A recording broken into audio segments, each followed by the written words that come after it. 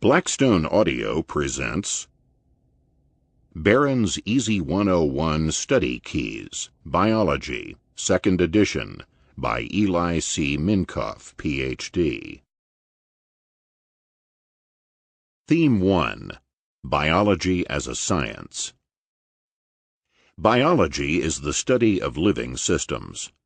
Characteristics of these systems include use of energy, metabolism, self-regulating mechanisms, homeostasis, population structure, heredity, and reproduction. Living systems are studied in various ways. Biology is considered scientific because these methods include the testing of falsifiable hypotheses. Great biologists of the past, whose work is still influential, include Harvey, Linnaeus, Pasteur, Darwin, Mendel, Morgan, Watson, Crick, and others. Individual keys in this theme. 1. What is biology? 2. Scientific methods. 3. Landmarks in the history of biology. Key 1. What is biology? Overview. Biology is the science of living systems.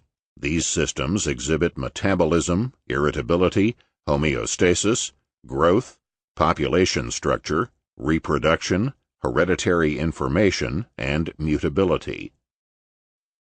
Living systems. All exhibit certain characteristics of life. Metabolism.